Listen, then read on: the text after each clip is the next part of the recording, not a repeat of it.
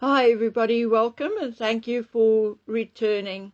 What an unholy mess. I'm not joking. The very few contacts I have, and must I add, they are diminishing in numbers. I know one specifically because he, she, it fears for their safety.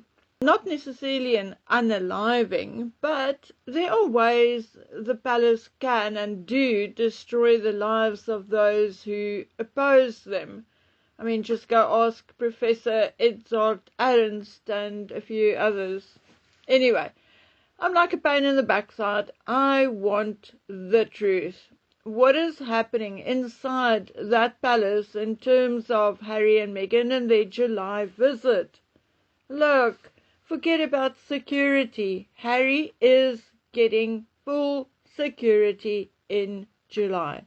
I did throw some things around with someone, and she said something I have also been thinking about. Harry will get full security this time because of the current political climate.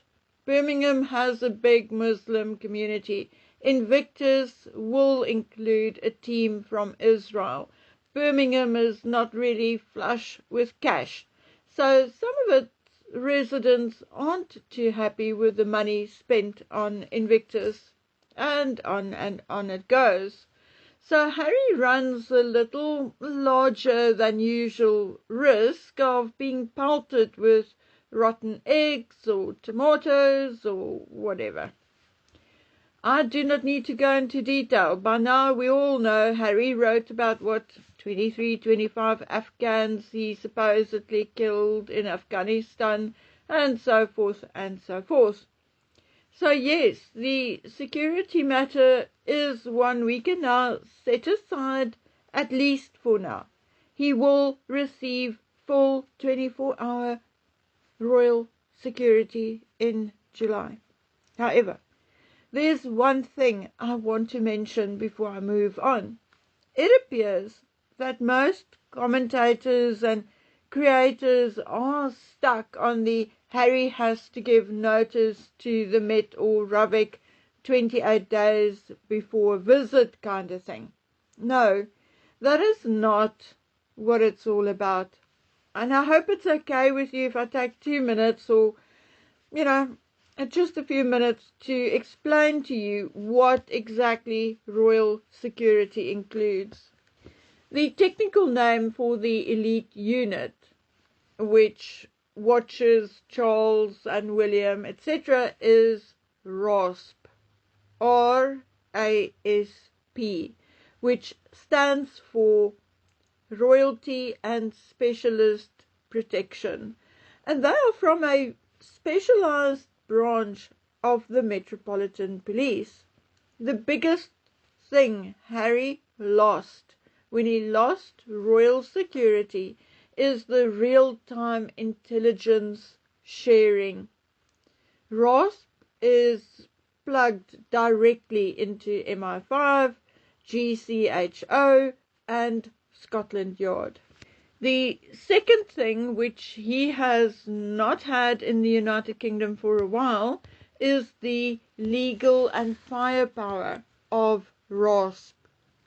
RASP officers are indeed armed, and they are allowed to carry concealed pistols, and they have specialized training in counter-assault and advanced evasive driving.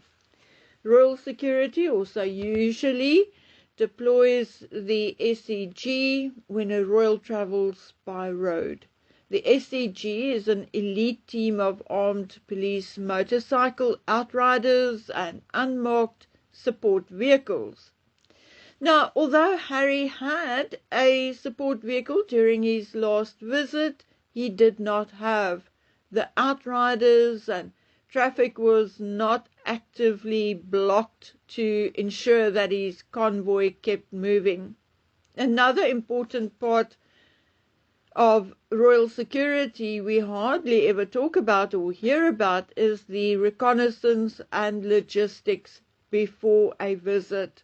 This means that the Royal Security Team does a full sweep of the place. They are going to visit, mostly and including in order to familiarize themselves with escape routes and local hospitals and their protocol, and to at least somewhat familiarize themselves with local police.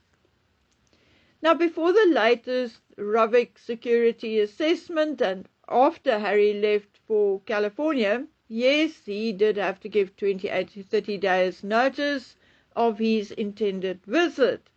But even during a royal event like a wedding or funeral, he was only getting a partial RAS package. For instance, not 24/7, only for the event and also not for private engagements. Another example, he had partial protection during his last court visit, but after they walked him from his car to his hotel room, that was it. Then they leave. At the moment, David Langdown is the only one of Harry's private protection allowed to carry a firearm in Britain.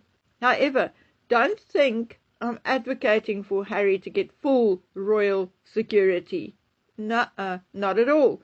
Both Anne and Edward only get partial royal protection, and they are both working royals. Harry is already receiving 99.99999% more security than anyone else visiting Britain. His private security may be expensive, but they are very, very competent. All I wanted to do was just shortly explain to you what having royal security really means. Okay, so I'm not going to take this any further. We are indeed going to move on. But just as an interesting side note, Charles's longtime bearded bodyguard Jay Kangura, also known as Magic Singh, retired after the visit to the United States. He has been awarded Member of the Victorian Order for his service. He spent more than a decade standing behind Charles. Although retired from travelling with Charles, I hear that Charles and Camilla has asked him to remain in the royal household in a UK-based capacity. Now, what his new role is, I have no clue. I guess he will be overseeing, supervising, or advising on security. I don't know. Okay, back to Harry, Meghan, and the children. I told you yesterday that I doubt Meghan will bring the children and that she'll likely come up with some story at the last minute. Now, I'm even more convinced of it. I believe there may be some issues with travel documents. Oy vey. Allegedly, Lily has a United States passport and Archie has a United Kingdom passport. I'm told that Lily is not a dual citizen. That's what I'm told. But I think that Archie isn't either. I think Harry and Meghan are just way too lazy and likely said, you will sort it out tomorrow, and they just never did. Maybe Meghan even did so on purpose, so that maybe Harry can't remove at least one of the children out of the country. I don't know. But then, even more important than that, we've also heard that Harry's entire United States visa debacle may come to a conclusion very soon. New court filings certainly makes it look like there may be a document release by or close to the end of July, or so they say. I think there is a distinct possibility that Harry may want to be out of the United Kingdom before that happens. Because in the past it has happened with people like, say, Amy Whitehouse and I think Nigella Lawson, who were denied re-entry into the United States. And let me tell you, just between you and me, that I think Donald J. Trump is not as enamored with the current British king as he was with the Queen. I think that if he did not pick up on the mocking in Charles's speeches to Congress and at the dinner, then at the very least Melania told him by now. And I do not think Donald J. Trump is very impressed with Charles, Harry and Meghan's supposed support of Keir Starmer. So I think that bit of protection has sailed. It's gone off over the horizon, okay? And I think if push comes to shove, that at this point Donald Trump will not intervene and will allow Harry to be treated like anyone else. Maybe that and money is another reason why Meghan wants to join Harry and maybe even bring the child or children. She won't allow Harry that moment or that gap to be talked to, advised, manipulated, whatever you want to call it, by the royal family or friends, and then also to be stuck on her own in the United States. I can see Harry using his visa woes as an excuse not to even try and go back to the United States. I can hear him go, "Oh, well, sorry, my visa was cancelled. Have a nice life, Meg." I honestly think that if there isn't a much, much, much bigger issue, like the visa or money, that Meghan will not return to the United Kingdom and even less likely to bring the kid or kids. And can I tell you something else? I've been itching to tell you, but I've also been trying to get more information, so I have more to tell you, but we may have identified 2 reasons why Meghan would want to come: the visa and money. And oh yeah, there's the third one I nearly forgot, the photo opportunity. But it appears there's a 4th reason. And goodness, I have tried and tried and tried to find out more detail. I really felt I needed the scoop, but I just do not have the contacts or the clout to get the real juice on this. So I'm just going to throw it out there so that maybe someone with some sort of celebrity clout could get the entire story. Okay, so I was told that Meghan is going a little nuts because there is a rumor that Harry has a, I'm not sure what to call her, girlfriend, maybe too strong a word, I think. I honestly don't know. But from what I hear, Harry is rather smitten and in regular contact with this person. Meghan does not like it at all. She does not trust it. And allegedly, Harry is ignoring her, and her whining and nagging is falling on deaf ears.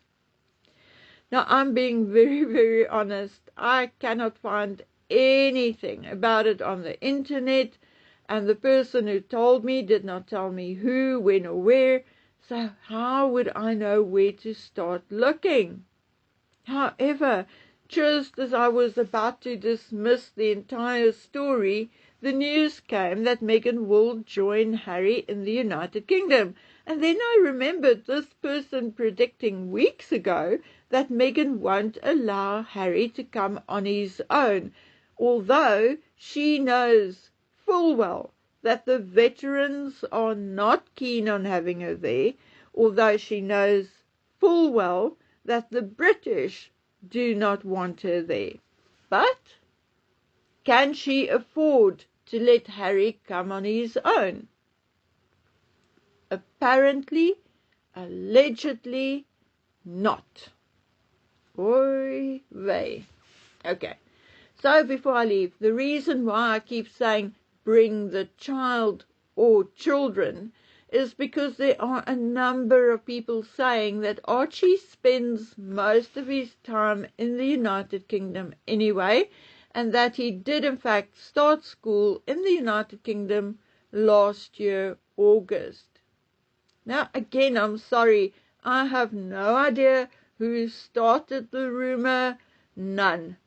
I also did not talk about it because I have no idea whether there is indeed any truth to it. My best inside contact, or my closest to the royals contact, says he does not know anything about it, one way or the other.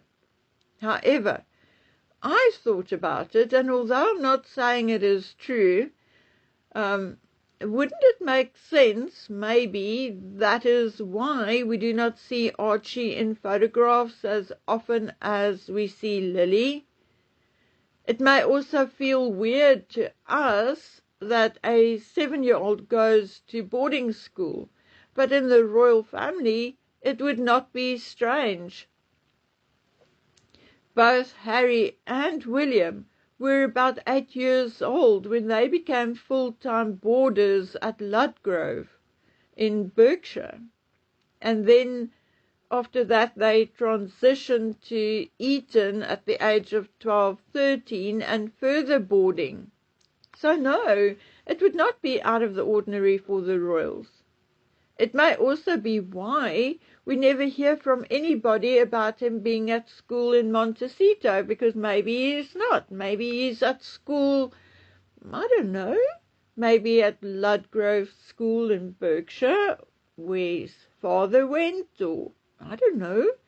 But, you know, it doesn't sound that ridiculous to me like it did when I first heard it. Not at all. Okay, guys, that's enough.